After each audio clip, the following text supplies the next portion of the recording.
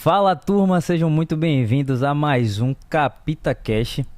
Antes de mais nada, queria pedir a vocês que se inscrevessem aí no canal, curtam, compartilhem e comentem, tá certo?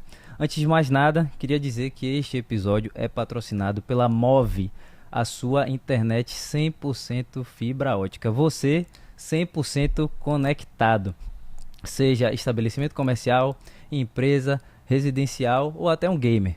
Busque mais informações. E hoje temos aqui uma pessoa que não precisa de nenhuma apresentação, mas eu vou pedir a ele que dê aí a sua história para que todo mundo possa entender como é que ele chegou aonde ele chegou, essa referência não só para mim, mas para muitos outros alunos, advogados, promotores, juízes, enfim. Professor, seja muito bem-vindo. Muito obrigado por aceitar aí o nosso convite. Queria que antes de mais nada também o senhor se apresentasse, falasse um pouco de quem é o Gamil Feipel antes do advogado, do professor, como foi essa sua caminhada aí até os dias atuais. Bem, meu amigo, antes de qualquer coisa, muito obrigado pelo convite. Puxa um pouquinho só o microfone para você. Bem, meu amigo, antes de qualquer coisa, muito obrigado pelo convite, né? É uma honra poder estar aqui com você, já estava em falta, né? E para mim é uma satisfação muito grande poder te rever, né? Parabéns pela iniciativa, desejo todo sucesso, né? Que seja coroado de todo sucesso, de Amém. todo êxito, né? Eu sou um entusiasta, né, de toda e qualquer iniciativa, de todo e qualquer empreendimento, então tomara, né, que tudo dê certo. Eu vejo o quanto você se empenha, né? E quando as pessoas trabalham e fazem o que tem que ser feito, as coisas funcionam e fluem, né, como elas devem fluir, né? Bom, como você já me apresentou, meu nome é Gamil Feipel, né, eu sou advogado, sou professor, né? Você me pediu aqui antes, né, nos bastidores, você pedia que eu falasse um pouquinho sobre minha vida, né? Eu começo já apontando aqui um certo defeito que eu tenho, uma deficiência que eu tenho, né, que as pessoas até não acreditam, mas eu sou extremamente tímido, né? Eu não sou tímido profissionalmente, eu não sou tímido para dar aula, eu não sou tímido para fazer sustentações orais, para audiências, né? Mas na minha vida particular eu sou muito tímido, muito reservado e eu tenho uma dificuldade muito grande para falar de mim mesmo, né? Então você pediu que começasse falando um pouco de mim, né? Eu sou de Salvador, nascido em Salvador, né? Meu pai é imigrante, né? Meu pai é egípcio, minha mãe é brasileira, filha de alemão, tenho uma irmã, né? Mas nasci e me criei em Salvador, né? No bairro do Garcia. Estudei a vida praticamente inteira, né, no Colégio 2 de Julho, né? Entrei no Colégio 2 de Julho com 2 anos, de lá saí com 17, somente para poder fazer o pré-vestibular. E desde criança eu sempre tive muitas atividades, muitos afazeres, né? Então sempre pratiquei esportes, com 6 anos comecei a lutar karatê, lutei até os 18, competia, né? Estudava línguas, estudava idiomas, né? Então sempre minha vida foi muito ocupada, com muitas atividades desde cedo, né? Eu comecei a trabalhar, entre aspas, com 13 anos. Aos 13 anos eu comecei a dar aulas de banca. No início dava banca de todas as disciplinas, né? Todas, né? Para ter meu dinheirinho, né? Para não precisar depender de meu pai e de minha mãe para pedir as coisas, né? Nós nunca fomos, eu aqui não vou dizer que nós éramos, né, miseráveis, nós não fomos miseráveis, mas eu vim de uma família de classe média, bem média, de média para pobre mesmo, né? Então nunca me faltou nada, né? Eu seria leviano se eu dissesse o oposto, se eu dissesse diferente, mas era uma situação muito contada, assim, né? A gente não tinha muita coisa sobrando, né? Minha mãe sempre trabalhou muito, né? Meu pai também, né? Então comecei a dar algumas aulas a partir dos 13 anos, né? E eram algumas atividades, né? Eu estudava, né? Dava as minhas aulas particulares e também cheguei a trabalhar agora que eu estou me lembrando disso, né? Cheguei a trabalhar com bloco de carnaval, né? Eu trabalhei no Carnaval de Salvador há alguns anos, né? E fazia tudo isso sempre para poder ter minha autonomia, minha independência, né? Desde muito cedo me incomodava a noção de precisar depender de alguém, né? Eu me lembro, um dia eu estava conversando com minha mãe e estava me lembrando de um episódio que aconteceu quando eu tinha 6 anos, né? Eu morava no Garcia, quase em frente ao Colégio Antônio Vieira. Na verdade, em frente ao Colégio Antônio Vieira. Mas eu não estudava no Vieira, eu estudava no 2 de Julho. Então, dali do Vieira para o 2 de Julho dá, sei lá, 700 metros no máximo. Pertinho do lado, né? É. Uma vez eu tinha 6 anos de idade. 6 anos. E eu me lembro, assim, minha memória é muito boa para algumas coisas, não é tão boa para outras tantas, né? Minha memória é péssima para filme, é péssima para música, né? Mas eu me lembro quando eu tinha 6 anos, eu me lembro dessa cena como se fosse hoje, né? Tava minha mãe bem cedo da manhã, né? Olhando para a janela, ela estava muito triste olhando para a janela. Eu perguntei: o que está acontecendo? Ela me disse: hoje eu tenho uma prova na faculdade. Minha mãe tem 2 graduações, né? Minha mãe fez uma primeira graduação e depois, quando eu nasci, minha mãe fez uma segunda graduação. Aí minha mãe me disse: hoje eu tenho uma prova na faculdade, né, que eu estudei muito, né, mas eu não vou poder fazer a prova porque a sua babá, né, não chegou para trabalhar e aí eu tenho que lhe levar para a escola porque você não pode perder aula, né. Aí eu disse para ela: não, eu posso ir andando sozinho. Eu tinha 6 anos. Entendi. Eu posso ir andando sozinho. Aí minha mãe: você iria andando sozinho? Eu disse: eu vou andando sozinho, qual é o problema, né? E desse dia em diante, né, eu nunca mais andei acompanhado para lugar algum, praticamente. Lógico que era outro tempo, né, eu tenho 43 anos, né, era uma outra situação, era uma outra cidade, era uma outra realidade, né. Hoje ninguém consegue fazer isso, né. É complicadíssimo. Eu não conseguiria mandar meu filho de 6 anos andar 800 metros. Até a gente com nossos filhos não teria coragem de falar: vá, pode ir. Sozinho, mas aquilo para mim foi muito bom, né. Aquilo me deu independência, me deu vontade de querer fazer as coisas, me deu vontade de construir as coisas, né. E a curiosidade é a ironia do destino, né? Porque a segunda graduação de minha mãe é em Direito. Minha mãe nunca exerceu Direito, mas a segunda graduação de minha mãe é em Direito. E a ironia é que a prova que ela tinha para fazer naquele dia era uma prova de Direito Penal, né? Nossa. Ela tinha estudado bastante para uma prova de Direito Penal. Eu disse: não, minha mãe, vá para sua prova, né? Que eu dou um jeito, né? Quando eu chegar na escola eu dou um jeito de mandarem ligar para aqui para casa para avisar que eu cheguei bem, entendeu? Não se preocupe, né? Fiz vestibular aos 18 anos, né? Eu só queria fazer Direito, né? Nunca optei por outra coisa, né? Aos 18 anos fui aprovado no vestibular, né? Comecei a estudar na Faculdade de Direito na Universidade Federal da Bahia, né? E eu já tinha, assim, eu não entrei na faculdade pensando em ser advogado, né? A ideia de me tornar advogado veio no meio da faculdade, mas eu já tinha certeza de que eu queria ser professor, né?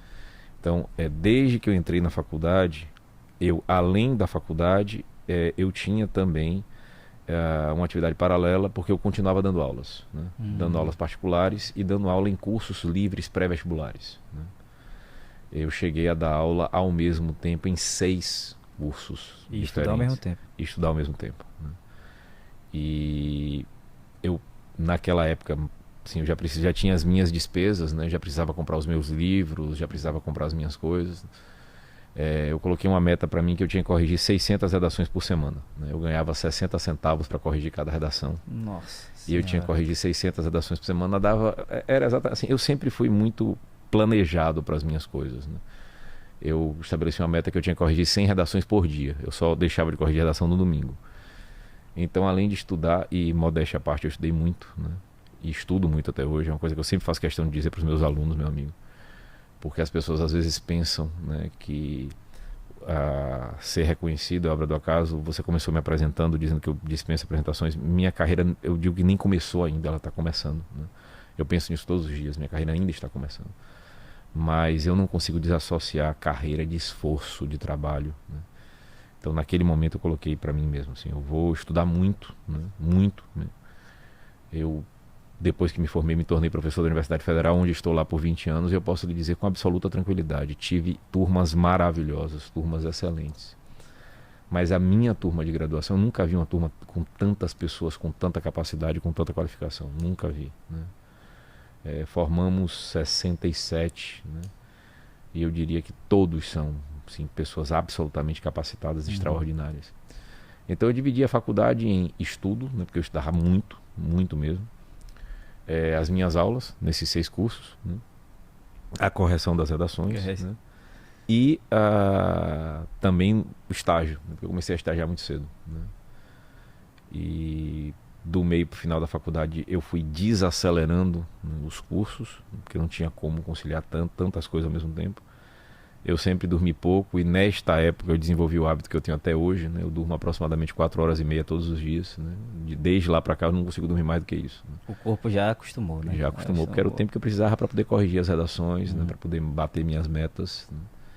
Então, me formei com 23 anos, Emendei logo a graduação com mestrado, fui aprovado no mestrado da Federal com 23 anos. Com 23 anos também fui aprovado na seleção para professor substituto.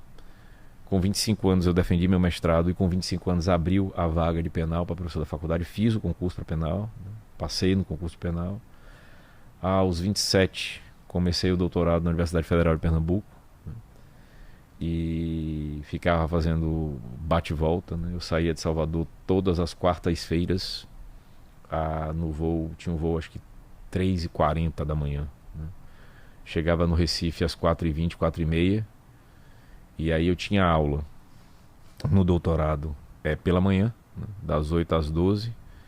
E, bom, eu tinha 27 anos. Né, e para poder diminuir as minhas despesas, eu arranjei um curso preparatório para concurso em Recife para dar aula. Ah, entendi. Aí você ia Porque aí os caras pagavam minha passagem, eles sabiam que eu tinha aula de manhã. Os caras pagavam minha passagem e ainda pagavam honorários. Né. Massa. Então eu dava aula, eu tinha aula no doutorado de manhã, dava aula a tarde inteira. Às vezes à noite eu tinha aula no doutorado e voltava para Salvador na noite da quarta-feira. Né?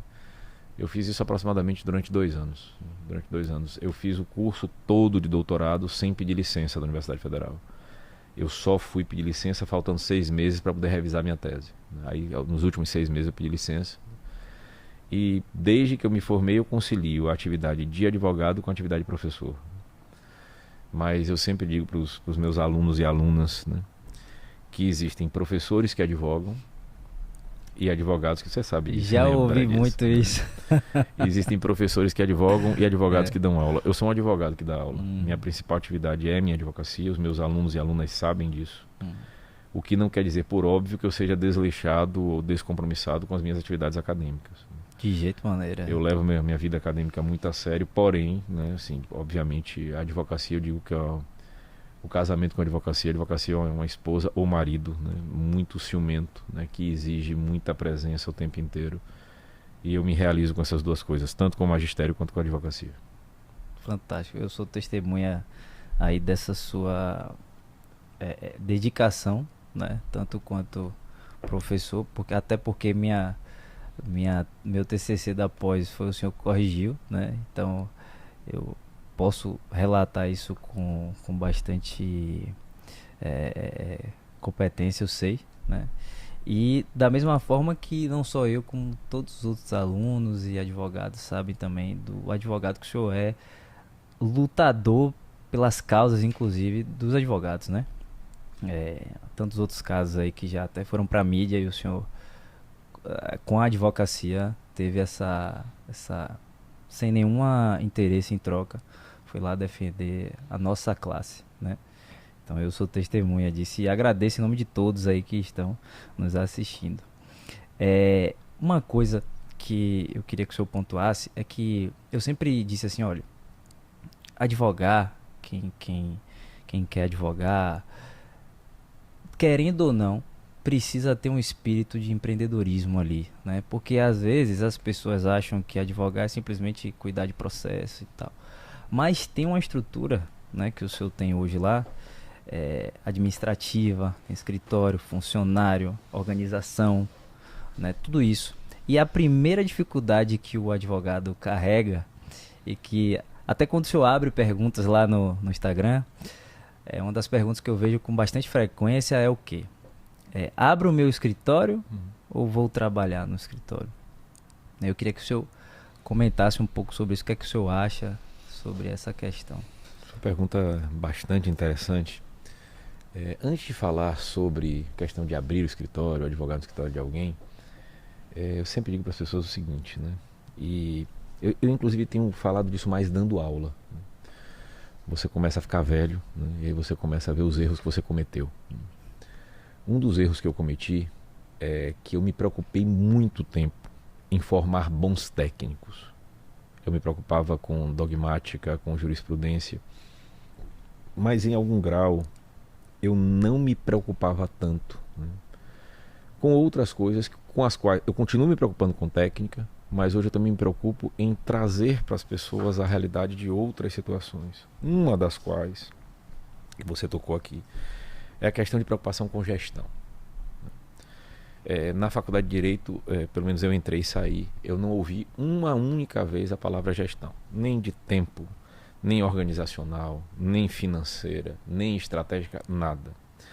E gestão não é importante, meu amigo, exclusivamente para o advogado que vai empreender. Gestão é importante para todo mundo. Gestão é importante para um delegado ou delegada de polícia, para um defensor ou defensora pública, para um juiz ou juíza de direito, para um promotor ou promotora de justiça. Vai funcionar um cartório, vai funcionar um gabinete, você vai ter uma estrutura de assessores, de estagiário. Se aquilo não tiver azeitado, se aquilo não funcionar bem, seu trabalho não vai fluir. Então estamos aqui, antes de começar, eu falava assim que é um estúdio belíssimo, né? Então para isso aqui estar funcionando, é necessário que haja uma decoração, que alguém tenha colocado a iluminação, que haja um técnico aqui que esteja supervisionando para que todo o nosso trabalho aqui não se perca. É necessário que você tenha ideias a respeito de pessoas, de temas, de pautas. Então gestão é algo que eu diria é permanente na vida das pessoas todo o tempo. De qualquer maneira, inclusive dentro de casa. Sem dúvida, Né? sem dúvida. Inclusive dentro de casa. Gestão de relações interpessoais, de tudo, de absolutamente tudo. Então, eu começo dizendo o que eu sempre me preocupo, né? E assim, eu estou entrando na fase da vida, irmão, que eu estou começando a falar algumas coisas que às vezes as pessoas não gostam de ouvir, né? A primeira delas é a seguinte: você não tem como nem ser advogado empregado, nem ser advogado empreendedor, se você não estuda, né? Hoje a gente está caminhando para ter aproximadamente 1 milhão de advogados no Brasil, né? De bacharéis já passamos de 1 milhão. Então a concorrência é muito grande, né? Eu tenho um amigo meu que brinca dizendo que é impossível uma família no Brasil não ter um advogado. É impossível. Pode não ter um médico, pode não ter um engenheiro, mas advogado quase toda a família tem, verdade. né? E o que eu acho absolutamente estranho, irmão, é que as pessoas querem reconhecimento, as pessoas querem projeção, mas as pessoas não querem pagar o preço para isso. E existe um preço muito caro que se paga para isso, né? E eu me lembro, né, quando eu dava aula em curso pré-vestibular, né, às vezes o miserável do aluno passava, miserável no bom sentido, brincando, né? O miserável do aluno passava e aí ia lá com a cabeça raspada, tinha aquela tradição de raspar a cabeça dos aprovados, aí você chegava para visitar os colegas e dizia: eu passei sem estudar nada. Eu dizia: você é mentiroso. É mentiroso. Pare de dizer para seus colegas que você não estudou. Você é mentiroso. Você estudou muito, né? Porque a chance de você acertar um gabarito, né, de um vestibular concorrido, né, e ser aprovado sem estudar é muito menor do que acertar na loteria esportiva, na cena, etc, etc. Então, a gente precisa dizer para essa juventude, e eu digo isso, né, para o pessoal que está em sala de aula comigo: estudem. Se vocês acham que estudaram, vocês têm que estudar mais. E mais. E mais. Hoje, as pessoas vivem uma sociedade em que não há tempo para nada. Então, assim, o sujeito não tem tempo nem para se relacionar direito com os filhos, não tem tempo para fazer uma refeição decente. Então o sujeito acha que não tem tempo para estudar. Então fica procurando sinopse, resumo, caderno. Quem se forma por sinopse, quem se forma por resumo, quem se forma por caderno, vai ser um advogado do nível de resumo, sinopse e caderno. Mediano para baixo.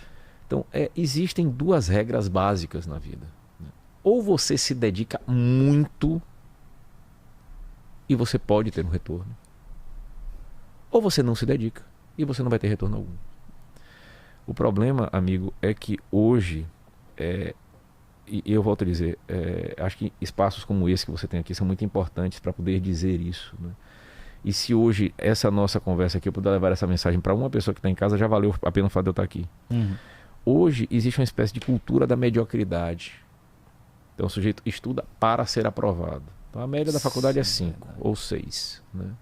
Então, quando a média é 5, eu brinco dizendo que é quase que impossível alguém ser reprovado quando a média é 5. Média 5 é brincadeira. É quase que impossível. Então o sujeito estuda ali por uma sinopse, por um caderno, tira uma dúvida com um colega e tal, né? As questões de prova costumam ser questões bem parecidas, bem semelhantes, bem assim, previsíveis até eu diria. E ele vai se formando ali em banho-maria, né? Vai empurrando, né? Mas assim, na época que eu estudei, que eu fiz graduação, quando eu me formei, o curso de Direito tinha 56 disciplinas. 56. E a gente brincava, chamando pejorativamente algumas pessoas de bacharel 56. O que era o bacharel 56? Bacharel 56 era aquele que lia um livro de cada disciplina. Então, como ele tinha lido 56 livros na faculdade, ele era pejorativamente chamando de bacharel 56. Hoje eu diria que se as pessoas lerem um livro de cada disciplina, estão lendo até muito, né? Obviamente não estou generalizando, né? Lógico que há alunos extraordinários, né? e alunas extraordinárias, mas as pessoas não querem pagar o preço, né, do sacrifício, né? Eu faço comparações sempre com determinadas personalidades, né? As pessoas acham que Cristiano Ronaldo acerta tantos chutes de falta porque é obra do acaso, né? Aquilo ali é fruto de treinamento, de suor, Dedicação. de transpiração. Então, antes de decidir empreender, antes de decidir se você vai ser advogado contratado ou não, é importante que você saiba que você precisa estar preparado. Você precisa estar preparado. Eu faço essa pergunta quando assim, durante a época da pandemia, que os concursos estavam suspensos, a gente passou mais de um ano sem ter exame de OAB, e aí para as pessoas batia um certo desespero, que era absolutamente natural. Eu fazia a seguinte pergunta para as pessoas, o Pedro Medula também fazia essa pergunta: se a prova fosse hoje, você estaria preparado para ser aprovado?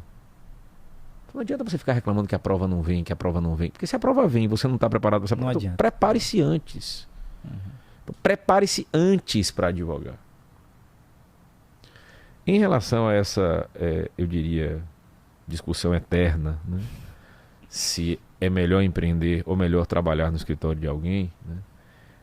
Eu digo que se for para trabalhar no escritório de alguém, considerando que o escritório é de uma terceira pessoa, é melhor você trabalhar sozinho, né? Mas lá no escritório, a mentalidade, a cultura organizacional que a gente tem, o escritório é de todos nós, e de fato ele é de todos nós. Então a minha sócia, o escritório completou no ano passado 15 anos. A Gisela está comigo há 13 anos.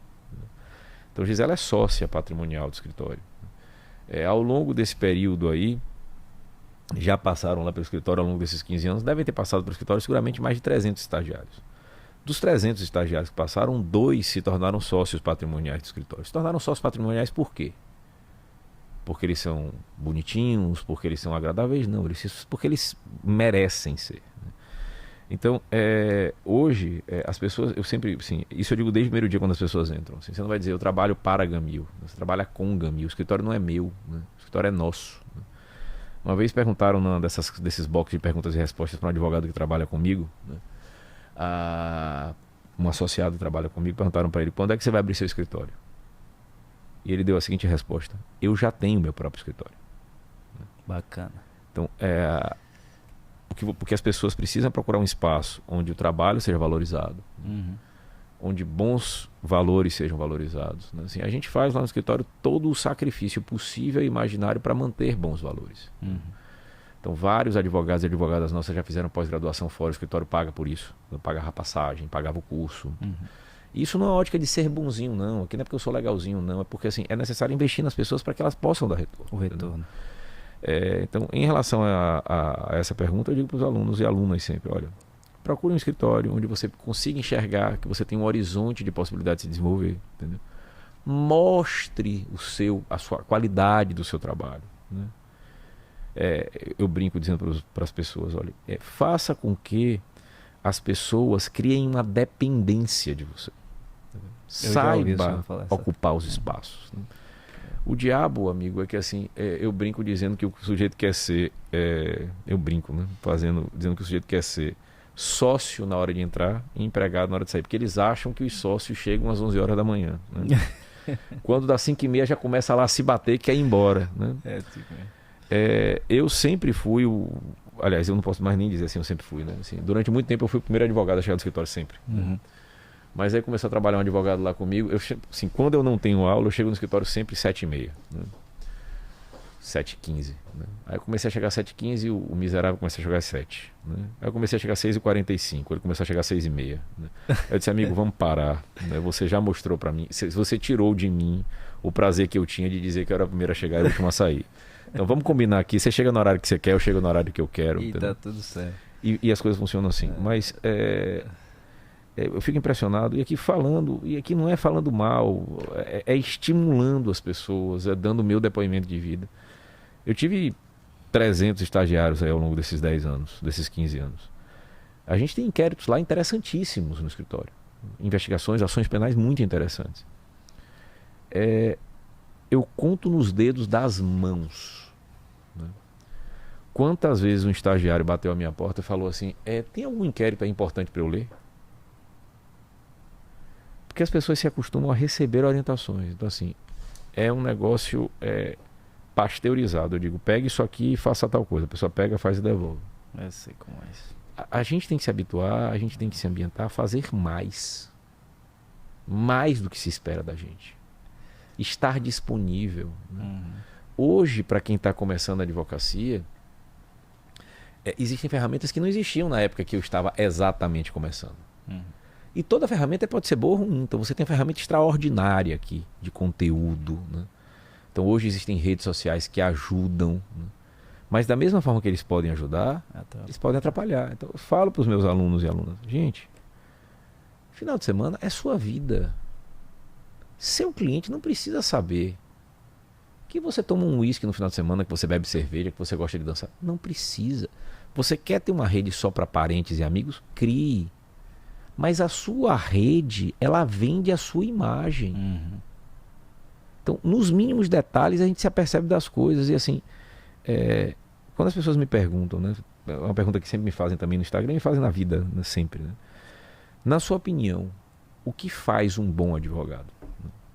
O que é que diferencia o bom advogado, a boa advogada de um advogado ou advogada comum?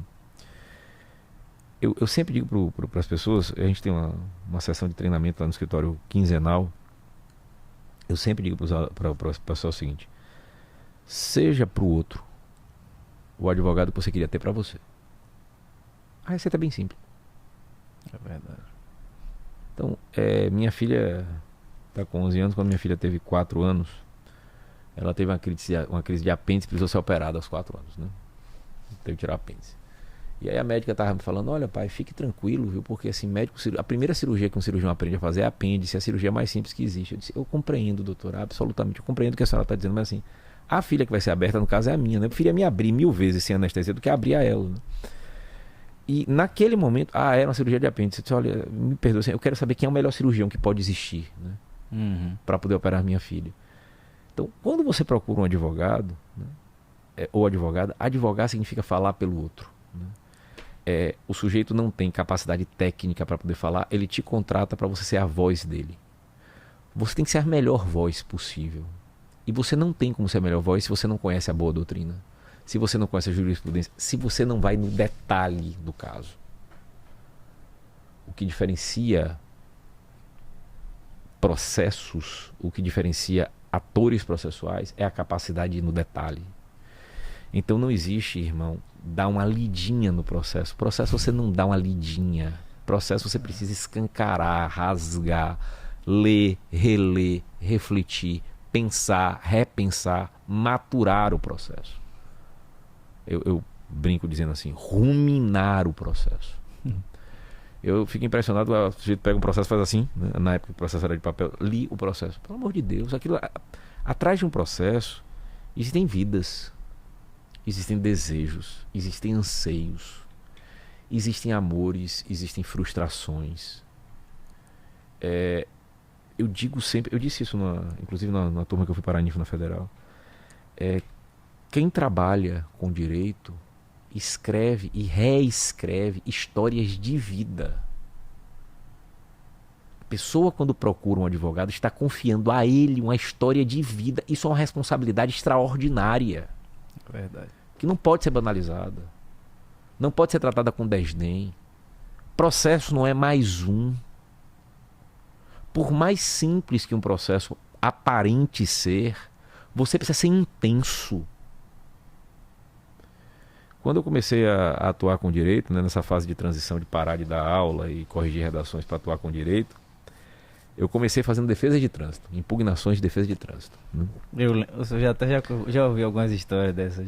Mas eu partia para aquelas defesas de trânsito. Eu me lembro, eu cobrava R$ 25 para poder fazer uma defesa de trânsito. Eu fazia aquelas defesas de trânsito como quem brigava por um prato de comida. Né? Porque eu pensava, assim, se a pessoa está pedindo para que eu faça a defesa, é porque ela não sabe fazer, então você tem que fazer o melhor possível, entendeu?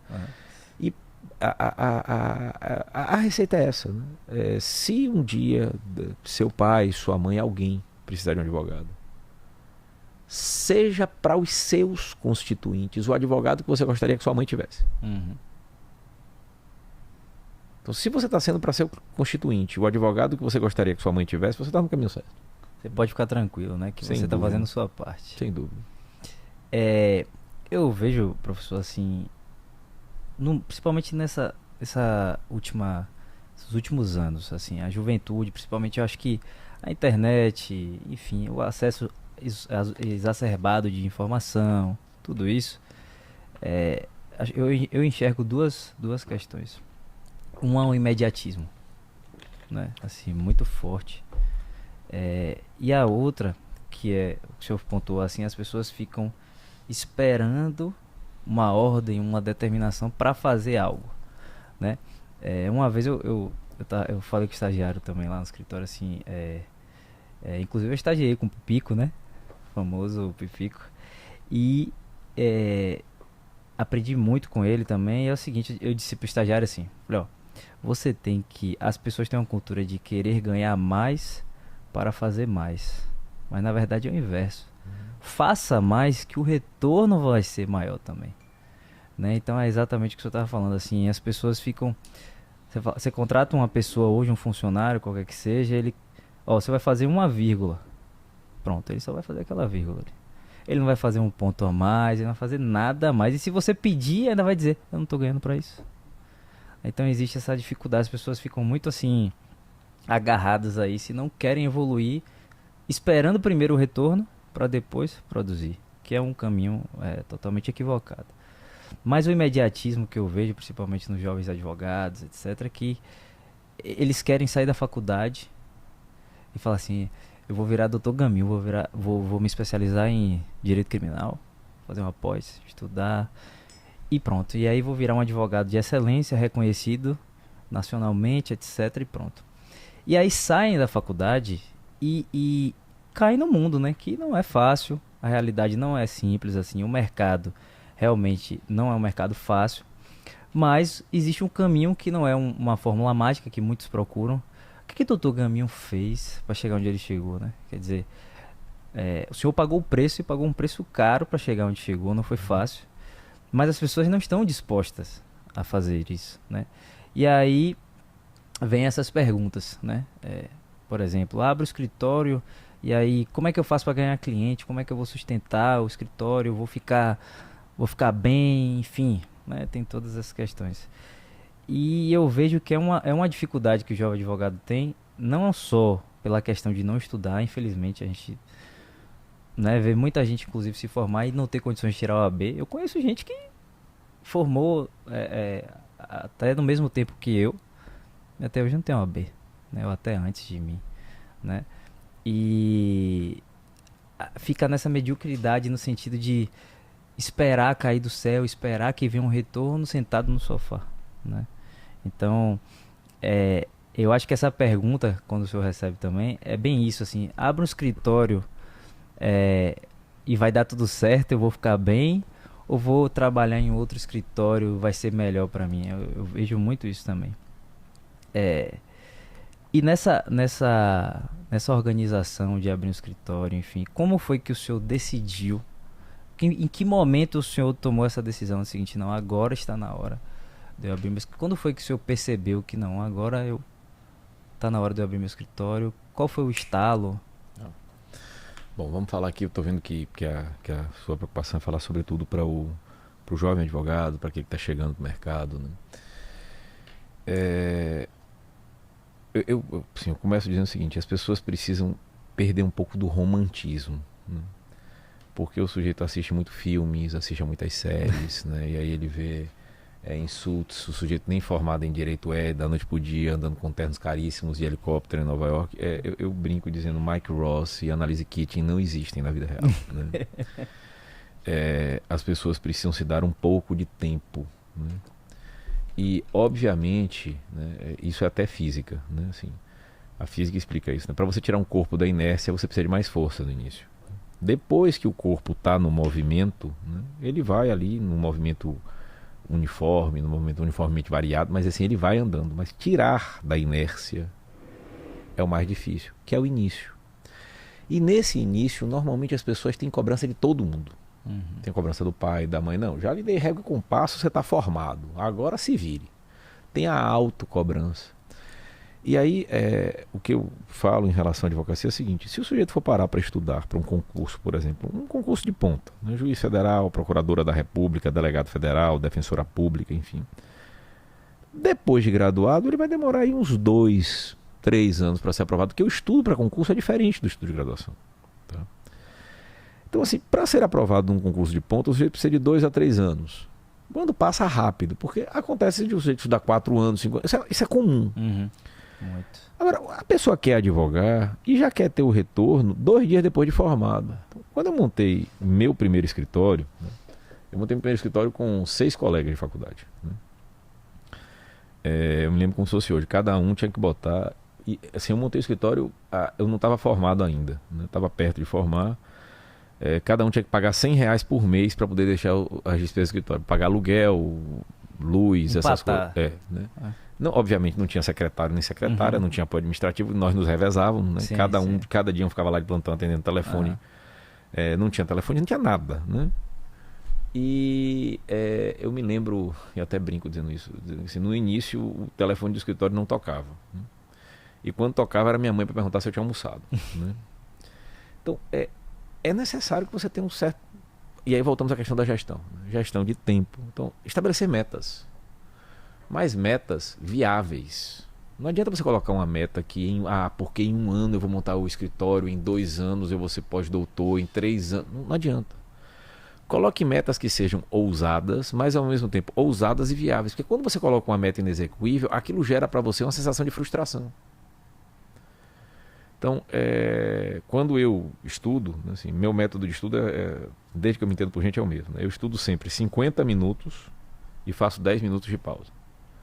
Não são 11 nem 9, são 10. Né? Então, eu estudo 50 minutos, 10 minutos de pausa. 50 minutos, 10 minutos de pausa. E eu tenho metas quando eu começo a estudar. Então, assim, eu estabeleço, olha, eu vou terminar o livro tal em tantos dias. Não adianta eu dizer que eu vou pegar um livro, né, de 2.000 páginas, né, e que eu vou encerrar esse livro no mesmo dia, porque eu não vou conseguir. Então aquilo vai gerar uma frustração para mim. Então, para os colegas e para as colegas que estão começando, né, assim, eu preciso ser muito responsável, né, com o que eu digo, porque eu não posso desestimular as pessoas. Eu também não posso pintar o mundo cor-de-rosa. Lutem, acreditem, se esforcem, estudem, porque espaço sempre haverá para as pessoas que se destacam. Mas você tem, e entra nisso que você está falando, você tem que fazer um pouco além do que os seus colegas fazem. Vamos voltar aqui para o meu doutorado. Eu fiz doutorado em Recife quando eu tinha 27 anos. Comecei quando eu tinha 27 anos. Existiam alguns lugares que eu podia escolher para poder fazer seleção de doutorado no Brasil. E eu optei por fazer em Pernambuco por vários motivos. Primeiro porque na minha área de estudo, na minha opinião, eu tive lá o melhor orientador do Brasil, o professor Cláudio Brandão. E em segundo lugar, né, porque eu já queria, quando eu tinha 27 anos, abrir a primeira filial do escritório em Recife. Então, quando eu ia para Recife, né, eu sempre dava um jeito de, no meu dia, encaixar um compromisso de advocacia. Eu visitava um colega, eu ia para algum instituto, eu participava de algum evento, para poder me ambientar. Você não consegue chegar num lugar diferente caído de paraquedas. Faz aproximadamente 5 ou 6 anos, né, quando a gente decidiu lá no escritório abrir um escritório em Brasília, né, assim, eu me habilitei e a UNB me autorizou a dar aulas na UNB enquanto professor convidado. Né? Certo. Aulas regulares de graduação, tem meu nome na caderneta, eu faço prova para aluno, tudo isso. Né? Então, eu tinha uma turma na UNB, sexta-feira, das 8 às 12 da manhã. Eu saía de Salvador, sexta-feira, isso 4 anos atrás. Eu saía de Salvador, sexta-feira, 5h30 da manhã. Pegava o voo às 5h30 da manhã. Chegava em Brasília 7h10, 7h15, já tinha um táxi, um amigo meu que é taxista lá em Brasília me esperando, me levava correndo para a UNB. Às 8 em ponto, eu estava na sala, dava aula das 8 às 12, pegava o táxi de volta, ia desesperado para o aeroporto, pegava o voo que saía 1h30, 2 horas. 3h30 da tarde eu já estava em Salvador, despachando minha mesa aqui em Salvador.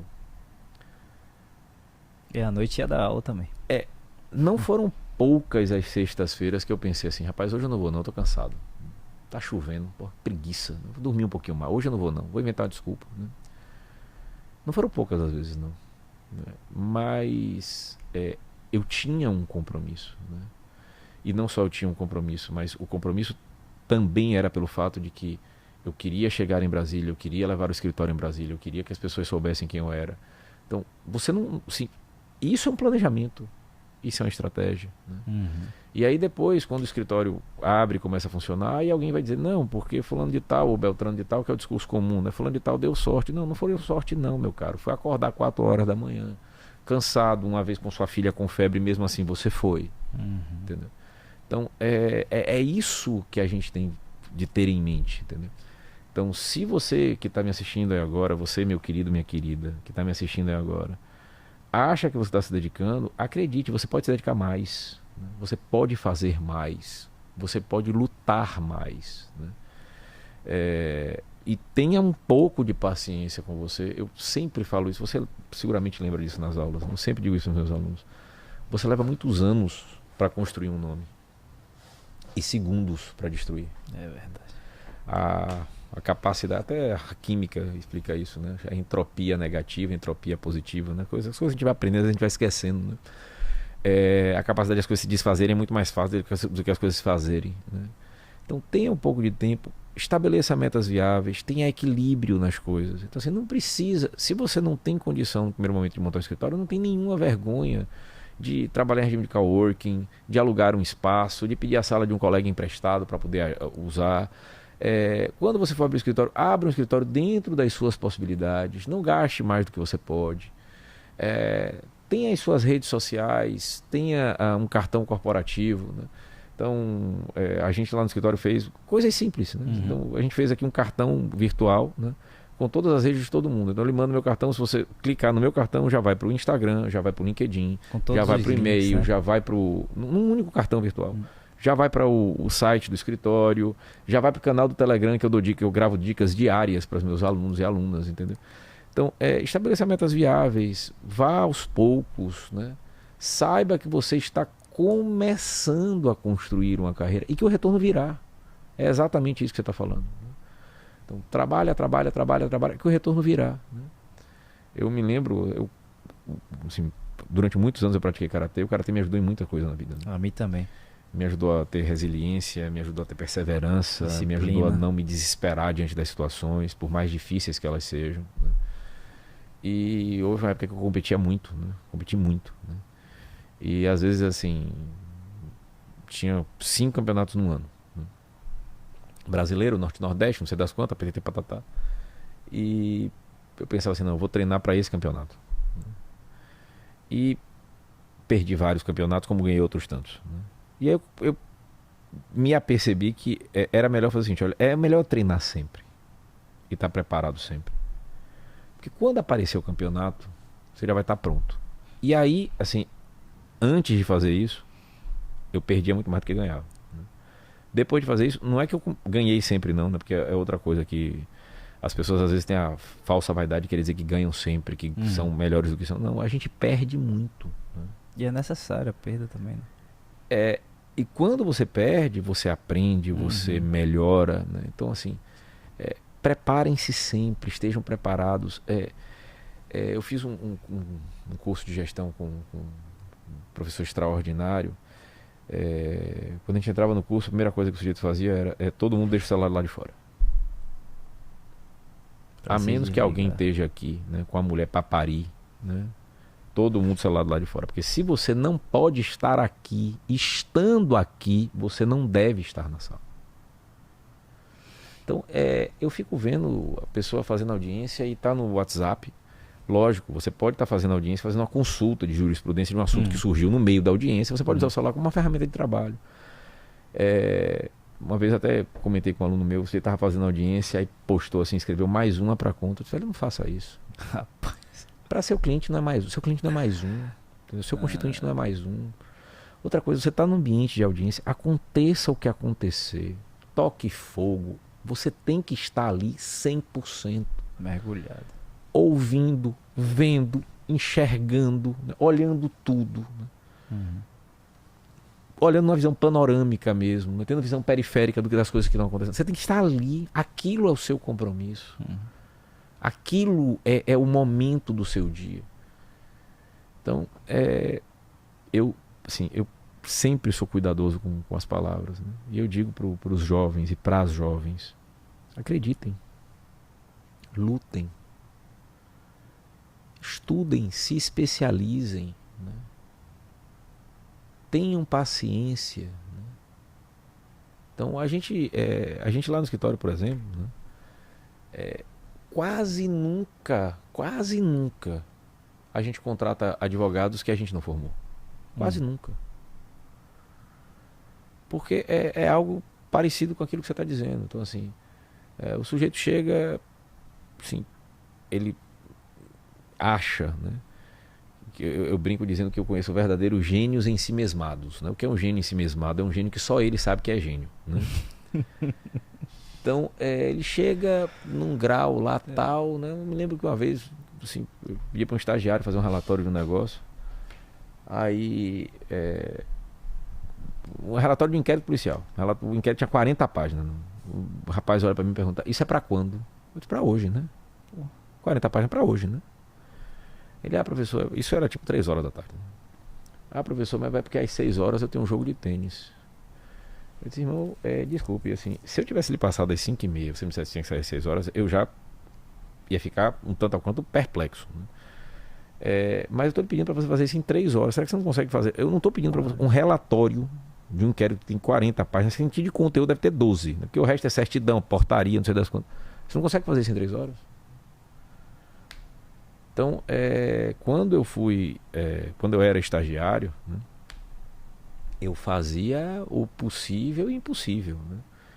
Eu fazia os processos dos meus chefes, assim, dei sorte que os meus chefes também eram professores, então eu trocava ideias acadêmicas com eles. Eu fui estagiário de Paulo Queiroz, né? Então, às vezes eu pedia para Paulo para ajudar na elaboração de uma prova, pedia para ele para fazer o gabarito de uma prova, entendeu? Aprendi muito com ele, sou muito grato a ele, né? Depois de formado, uma outra pessoa que me ensinou muito, muito, muito, né, foi Luiz Flávio Gomes, né? De saudosa memória. Quando eu conheci Luiz Flávio Gomes, eu tinha 18 anos e ele ainda era juiz de direito, né?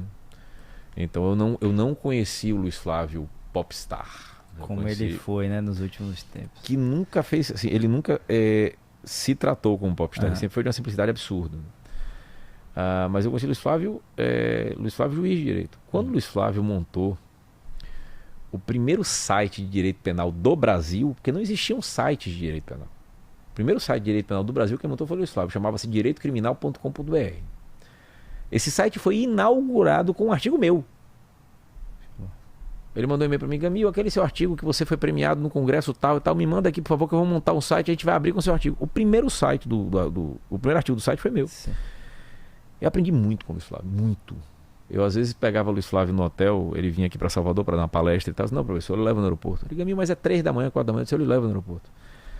Quando eu chegava 3h30 da manhã no aeroporto, ou no hotel, para pegar o Luiz Flávio já estava sentado na recepção do hotel com 3 ou 4 livros abertos e um notebook escrevendo. Quando eu via aquilo, eu dizia: eu não posso me dizer cansado. Eu não posso dizer que eu estou pronto. Esse cara é mestre, doutor, foi delegado de polícia com 20 anos, promotor de justiça com 21, juiz de direito com 23, montou a maior rede de ensino do Brasil e trabalha nesse nível. Imagina. E aí as pessoas vão dizer: porque Luiz Flávio Gomes deu sorte. Luiz Flávio Gomes não deu sorte, não. Luiz Flávio Gomes trabalhou muito. Luiz Flávio Gomes trabalhava todos os dias. Um outro dia, minha esposa é professora de direito tributário. Outro dia a gente fez tem um tempo, né? A gente fez uma viagem junto com o professor Paulo de Barros Carvalho, né, que é a maior autoridade do Brasil em direito tributário, né? É um senhor de mais de 80 anos, né? E aí estávamos num voo, né? O voo saiu à 00:30, foi o horário de decolagem do voo, né? Quando eu olho para o lado, 1h pouca da manhã, está o professor Paulo de Barros levantando, pegando um livro dentro da pasta para começar a ler. Eu dizia: eu não tenho direito de dizer que eu estou cansado. Não posso, pô. 1h da manhã, o senhor de 43 anos, ele tem 81 e assim, ele está ávido por conhecimento e ele quer transformar. Tivemos uma reunião com ele outro dia e aí minha esposa perguntou para ele: professor, a gente queria levar o senhor para jantar, qual é a noite que o senhor não dá aula? Ele: sexta. Ele dá aula segunda, terça, quarta e quinta de todas as noites. Nossa. Terça-feira de tarde tem um grupo de estudos que é a tarde inteira. Com Então, 80. Né? já com essas ferramentas, já dando aulas online. Então aqui uma outra grande referência que eu tenho, né? Uma pessoa extraordinária, meu pai intelectual, o professor Edivaldo Brito. Né? Edivaldo, depois de tudo que construiu, tudo que fez, agora está ativo nas redes, está divulgando material em rede, faz aula online, faz live. Fiz uma live com o Edivaldo Brito de crimes tributários, né? Que, assim, eu sei, assim, Edivaldo tem um conhecimento enciclopédico. Né? Poucas pessoas têm conhecimento enciclopédico. Edivaldo tem conhecimento enciclopédico. Edivaldo entende extraordinariamente de direito constitucional, é um monstro em direito tributário, é um monstro em direito civil. Fiz uma live sobre direito penal, eu fiquei impressionado. Não era obviamente, jamais me impressionaria com a capacidade técnica, mas impressionado com a atualização dos argumentos que ele tinha, julgados que tinham saído uma semana antes. Ele sabia. Ele é atualizado. Sempre, entendeu? Então, eu faço uma pergunta para quem está nos ouvindo aí agora, quem está nos vendo aí agora. Qual foi a última tese de doutorado que você leu da sua área? Qual foi a última dissertação de mestrado que você leu da sua área? Qual foi o último livro não jurídico que você leu? Porque os insights, os links, muitas vezes não vêm do direito.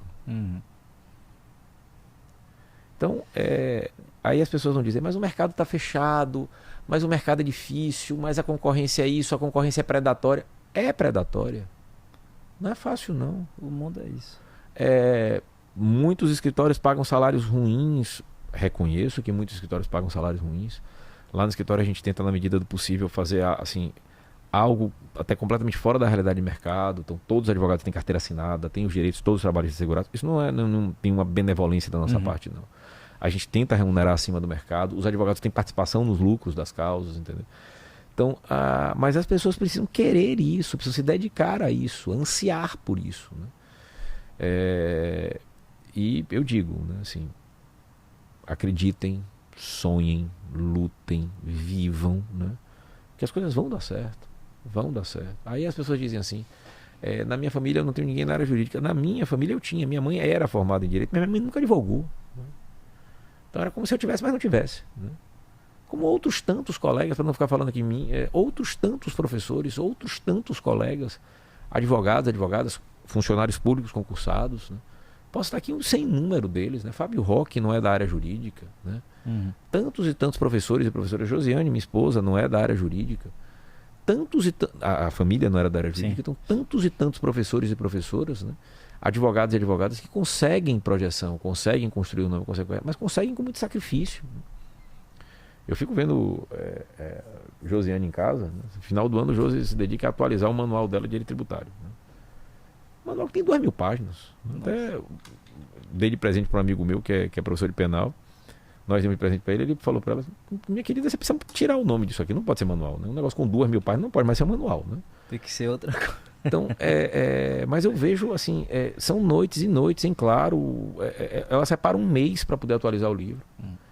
E aí o livro fica atualizado com toda a jurisprudência favorável, contrária, questões de concurso, questões de prova da OAB, tudo catalogado, separado por assunto. É óbvio que isso dá trabalho. E é óbvio que isso tem um retorno. Lógico. Né? Lógico. Eu acho que um dos pontos assim que o senhor toca aí por diversas vezes em sua fala é exatamente isso. A questão do esforço. Eu aprendi uma frase que é a seguinte: o esforço sempre vence o talento, né? Há pouco a gente falou sobre Cristiano Ronaldo, né? Quer dizer, as pessoas acham que ele acerta mais chutes ao gol porque ele é bom. Não. O cara... Outro dia, uma reportagem falando que ele dorme, tira tantos cochilos, treina não sei quantas vezes, é o primeiro a chegar, o último a sair e tal. Então, as pessoas só veem aquela imagem que tá dali para fora, mas não veio todo o esforço que é necessário empregar para chegar no sucesso. Tem uma frase que eu gosto muito de falar, que é: o sucesso começa no detalhe. Eu gostei que o senhor falou assim, o grande advogado, ele vence no detalhe, no processo, né? E isso para mim é fundamental, é essencial, porque as pessoas que não dão valor ao detalhe das coisas, pra mim, é como se você não tivesse tendo a real noção do que você de fato precisa cuidar. Porque tudo que fica bonito, tudo que fica bom, tudo que melhora, tudo que evolui, melhorou por um detalhe. Evoluiu por um detalhe, cresceu por um detalhe. O atleta, por exemplo, eu li um livro de chama Mindset, o livro, né? Professora Carol Derrick, salvo engano. E lá ela tem vários relatos sobre essa questão dos atletas e como é a questão do desempenho, da disciplina, do esforço para chegar no sucesso. E aí ela estava contando vários relatos e um deles é de um corredor, né, de acho que 100 metros. É o caso de Usain Bolt, né? Ele vence num milésimo de segundo, mas para esse 1 milésimo de segundo acontecer, primeiro ele teve que fazer um esforço monstro, bruto, e perceber o que ele precisava fazer para chegar até ali. E as pessoas, definitivamente, a maioria delas não estão, eu vejo muitos assim dispostas a fazer. Eu brinco até que às vezes a pessoa, o senhor também comentou da Mega Sena, né, jogar na lotérica. A pessoa fala assim, pô, eu queria tanto ganhar na Mega Sena. Aí pergunta, você joga? Não. Eu falei, se até na Mega Sena você quer ganhar, e o simples fato de você chegar lá e jogar, você não tá fazendo, bicho. Pô, imagine as outras coisas da sua vida. Mas você não vai conseguir alcançar. Uma coisa que eu queria que o senhor comentasse, na verdade, assim, pontuasse, se teve algum erro durante a sua caminhada da advocacia, enfim, que o senhor identificou e percebeu assim, isso eu não faria novamente. Alguma coisa que o senhor identificou assim, isso aqui é algo que eu vi, errei, aprendi e não faço mais. Tem alguma coisa que o senhor poderia comentar nesse sentido? Começando pelo seu comentário inicial, eu também gosto muito, né, de fazer comparações com atletas profissionais, né? Porque existe um quê, eu diria, imaginário com atletas profissionais, né? Assim, os atletas profissionais costumam ser, em algumas áreas, costumam ser muito bem remunerados, né? E aí não raro as pessoas dizem, pô, se a gente joga a bola e ganha o que ganha, né? Bom, se ele ganha o que ganha, é porque ele movimenta muito dinheiro, ele tem que ganhar muito dinheiro mesmo, né? Eu estudo biografia de atletas de alto rendimento, né? O Ayrton Senna se tornou o maior piloto da história, né, em provas de chuva, né, porque ele rodou no kart quando ele era pequeno.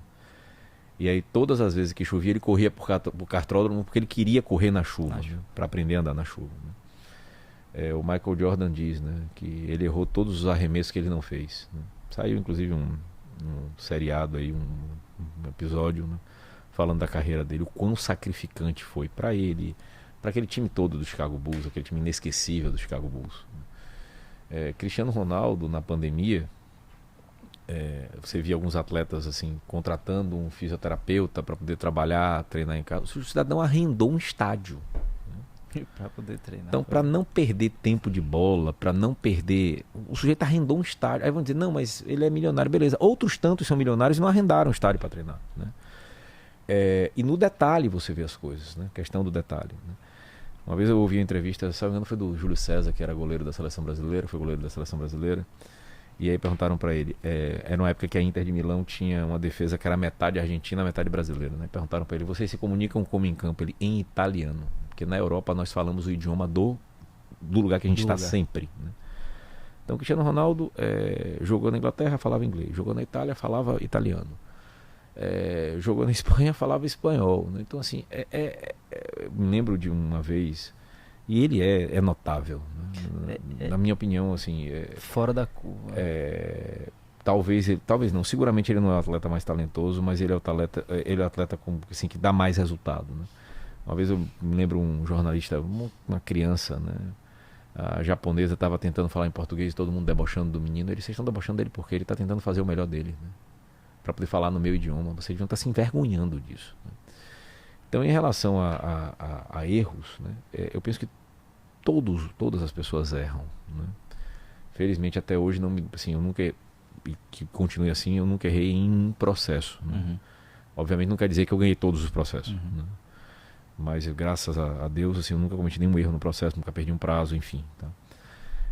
Mas eu vejo, assim, a maturidade lhe traz, né, coisas que você realmente vai aprendendo. Então, durante muito tempo, eu privilegiava o magistério em detrimento da advocacia. Então eu dava aula em Salvador, dava aula em Minas, dava aula... Mas assim, dar aula em Minas eram compromissos regulares. Eu passava uma semana por mês dando aula em Belo Horizonte. Entendi. Eu cheguei a dar aula em 7 capitais em 5 dias. Eu nunca mais faço isso em minha vida, jamais. Assim, era uma fase da vida que eu não sabia. Às vezes eu chegava no hotel, eu não lembrava mais nenhum número do apartamento. Como cada dia era um hotel, Trocava, eu não sabia, né, o número do apartamento que eu estava.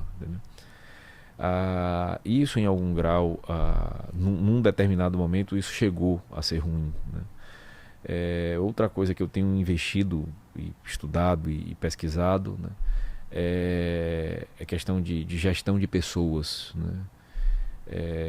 Eu sou muito exigente comigo mesmo e sou muito exigente com as pessoas, né? Obviamente isso não me faz desrespeitoso, né? Isso não me faz deseducado, mas eu cobro muito porque eu também sou muito cobrado, né? E aí você começa a ver ao longo do tempo como é que você consegue melhorar, assim, formas de cobrança, assim, de fazer com que a pessoa renda o seu melhor, né? Então isso é uma coisa que eu penso, né, que a gente precisa melhorar cada vez mais, né? Essas são as coisas que eu diria prioritariamente, assim, seriam, assim, as curvas do meu caminho, né, que pelo menos que eu identifiquei até agora, né? Uma outra coisa com que eu me preocupo sempre, né, é tentar identificar quais são as fragilidades que eu tenho, né, as deficiências que eu tenho e melhorar essas deficiências. Então, eu perdi meu medo de falar em público a fórceps, né? Me lembro quando eu fiz terceiro ano, pré-vestibular, né, eu sempre gostei muito de literatura e de gramática, né? E sempre estudei muito gramática, né, muito mesmo. Eu tinha um professor brilhante, né, super talentoso em língua portuguesa, né, chamado Paulo Monteiro, né? E de vez em quando Paulo chegava lá uma vez na vida, né, na sala de aula tinham 6 pregos, né, na frente do quadro. Ele chegava com 6 cédulas de R$ 50, amarrava uma cédula em cada prego e fazia perguntas. E quem acertasse a pergunta ganhava os R$ 50. Como eu sempre estudei muita gramática, né, muito gramática, ele fazia a pergunta e isso começou meio por acaso. Eu comecei a responder baixo, porque eu tinha vergonha de responder. Eu até precisava da grana, mas eu tinha vergonha de responder, porque para pegar o dinheiro tinha que ir na frente. Falar aí na frente. Aí num determinado dia, esse meu colega, inclusive, é advogado hoje também, né? Mora no Rio, é advogado. Eu falei baixinho, ele ouviu, ele: você não vai responder não? Se eu não. Aí ele: por que não? Porque eu tenho vergonha. Aí ele: eu vou responder por você se incomoda? Eu disse: eu não, pode responder, pô. Aí o cara respondeu. E ganhou as 50 e a gente rachou, né? Aí ele voltou, aí Paulo fez a segunda pergunta, a segunda eu não sabia, fez a terceira eu sabia. Bom, nesse dia a gente ganhou R$ 150, dividimos. Só rachando ali, né? Dividimos. Mas teve um dia que Paulo percebeu que isso acontecia. Aí Paulo: por que você não tá falando? Rapaz, aquilo pra mim foi a mesma coisa que ter me matado. Eu suava nas mãos, nos pés, embaixo do braço. Parecia que eu tinha entrado numa sauna, entendeu? E com taquicardia, né, sem conseguir controlar. E, bom, foi um desastre, né?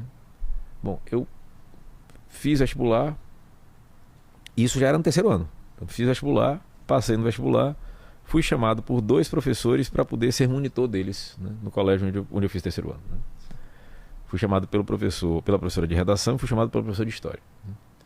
Então, da noite pro dia, aquele sujeito que não conseguia responder a um professor precisou entrar na sala de aula para dar aula de redação para 250 pessoas, né? E eu brinco dizendo que quem dá aula de redação dá aula de qualquer coisa, né? Porque para você conseguir prender a atenção de um aluno num curso pré-vestibular, na disciplina redação, ensinando técnicas de redação, é muito difícil. E aí, eu me lembro como se fosse hoje, assim, era interminável. Aquela hora que antecedeu a minha entrada na sala foi interminável, né?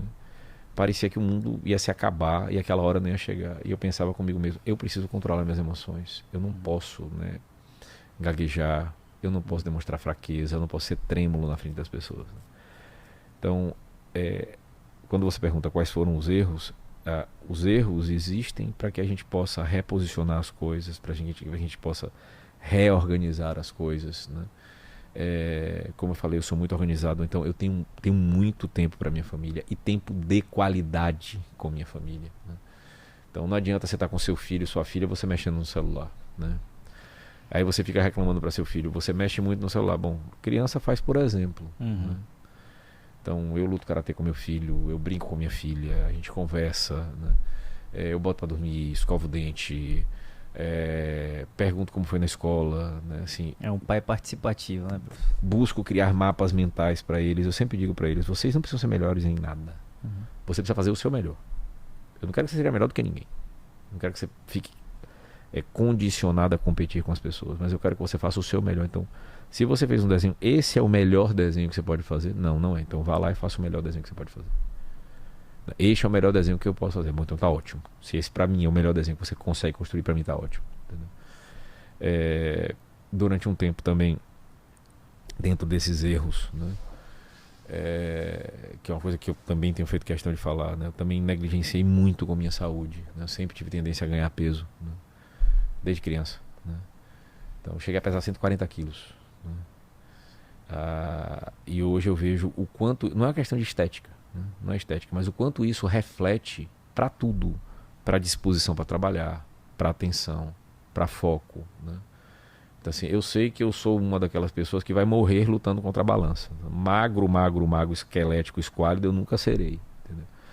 Mas eu não deixo de correr hoje em dia, eu não deixo de ir para academia hoje em dia. Em algum grau eu lhe digo, né? Assim, eu já estava chegando a um determinado ponto, né? Que aquilo para mim era em algum grau quase que incapacitante. Eu não conseguia subir uma rampa daqueles fingers de avião. Sim. Sem ficar ofegante. Entendeu? Eu não conseguia amarrar um cadarço de sapato, né?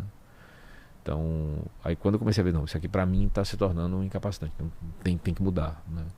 Eu não tive sobrepeso a vida inteira, né? Isso tem que mudar. Então, fica aí a recomendação para os seus seguidores, para os seus telespectadores, né? Que quando houver qualquer coisa que te incomode, né? Busque tratar daquela coisa. Então, chegou um estagiário lá pra gente, rapaz, trabalhador, sério, dedicado, mas assim, com deficiências absurdas de redação. Poxa, assim, dei aula de redação durante 5 anos, né? Eu brinco dizendo que o maior cartão de visitas do meu escritório são as petições, né? Eu sou neurótico com petições, né? Eu não admito erro em petição, eu não admito erro de português, eu não admito os mínimos erros em petição, né? E aí cheguei para ele: bicho, você é tão estudioso e tal, o que é que está acontecendo? Ele me disse: não, professor, assim, eu tenho deficiência de base, porque eu estudei em colégios que eram fracos e tal. Eu disse: vamos resolver isso aqui. A pessoa que me formou, que me ensinou a redigir de verdade, é uma professora de redação chamada Ania Moura, né? Que está aposentada, mas que dá aulas particulares, né? Então também muito obrigado a Ania, né? Eu digo que ingratidão é crime hediondo, né? Então muito obrigado, Ania, por tudo, né? Cheguei para ele: ó, bicho, vamos fazer o seguinte, eu vou te dar um presente aqui, né? Eu quero que você faça o curso de Ania Moura, né? De redação. Esse é um presente meu para você, porque veja, eu não dei aquele curso para uma pessoa qualquer. Uhum. Eu dei aquele curso para uma pessoa que eu via que estava com uma deficiência, mas ao mesmo tempo que ele tinha uma deficiência, ele tinha uma vontade absurda de superar aquela deficiência e de prosperar. E assim, em 3, 4 meses a redação do menino é outra, né? Assim, ele evoluiu, assim, eu disse para ele: velho, assim, eu fui professor de redação, eu nunca vi alguém evoluir tão rápido como você está evoluindo, entendeu?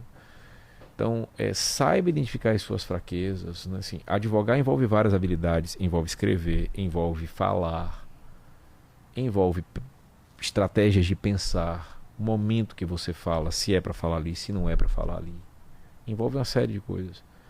Então, faz uma tabela de um lado, né? As coisas que você acha que você é forte, uma tabela do outro com as coisas que você acha que você é fraco. Com as coisas que você acha que você é forte, ninguém é tão forte que não possa melhorar. Agora, comece com as coisas que você acha que é fraco, né? Tente melhorar as coisas que você acha que você é fraco, né? Uhum. Então a gente precisa ter repertório para as situações, né? Argumento para as situações da vida, né? Você vai jantar com um colega, almoçar com um colega para tratar de alguma parceria, não começa já falando do contrato, não fale de outras tantas coisas, né? Uhum. E aí conhecimentos gerais nos ajudam a inserir os assuntos que são, né? Uma vez a gente estava numa reunião, eu e Josi, né? A gente estava numa reunião com um possível cliente, né? E a gente já tinha conversado de tudo que dava para conversar, né? todos os assuntos possíveis e imaginários já tinham sido exauridos, né? Era um daqueles clientes que gostam de se reunir, gosta que a reunião seja longa, porque você também tem que aprender a saber ler a pessoa, né? Há pessoas que são muito objetivas, né? E era um cliente muito importante pra gente lá no escritório. E o cidadão gostava de futebol, e aí eu comecei a escalar times, que ele disse que gostava de São Paulo, eu comecei a escalar o time de São Paulo de 92, o time de São Paulo de 93, né? E aí toca ali a falar de futebol, e assim chegou um determinado momento que a conversa não rendia mais, né? Já tinha, já... E a gente precisava continuar conversando, precisava continuar interagindo, para não ficar falando só de trabalho, só de contrato, só de trabalho, só de contrato. E aí quando o cidadão levantou o celular, eu percebi que o fundo do celular dele era a foto de um cavalo. Eu digo, bom, o cidadão gosta de cavalo. O que é que eu sei de cavalo? Nada. Zero, né? Nunca montei no cavalo. Mas uma vez eu me lembro que eu estava numa conversa num lugar e que alguém falou que o cavalo era marcha picada ou batida, né? Eu não sei que diabo é marcha picada, eu não sei que diabo é marcha batida. Mas sabia que existia Esse termo técnico, né? Aí eu olhei, que raça de cavalo é esta daí? Este é o meu cavalo preferido e tal, é um campolino e não sei das quantas. Eu digo, bacana e tal, uma marcha picada ou batida. Bom, ali a conversa retomou, você gerou empatia, entendeu? Conectou. Então, tem um amigo meu, que eu vou até lhe sugerir que você entreviste, né? O Djalma Silva, né? Um dos maiores advogados aqui da Bahia. Djalma uma vez foi despachar um processo muito importante para ele num estado aqui do Nordeste. Quando ele estiver aqui, ele vai lhe dizer isso, né? E ele precisava muito daquela decisão e ele viu no fundo do gabinete do juiz tinha um escudo do Flamengo. Aí, isso obviamente é uma brincadeira, mas assim, para poder mostrar para as pessoas como é um conhecimento geral, como uma coisa que aparentemente é inútil pode te ajudar, né? Ter atenção às coisas. Né? Aí, desculpe, o senhor é Flamengo também? Djalma nunca foi Flamengo. O senhor é Flamengo também? Pô, tem um escudo, é óbvio que ele tá Flamengo, né? Mas tá dando, logicamente, né? Aí Djalma, nunca vou me esquecer daquele time de 83. Acho que Djalma nem viu o time de 83 jogar, né?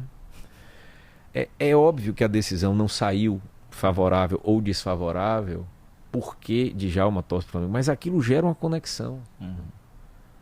Gera um vínculo, um elo, né? Não é nada de errado nisso, né? A gente precisa aprender a conversar em todos os lugares, ter repertório para conversar em todos os lugares, argumentos para conversar em todos os lugares.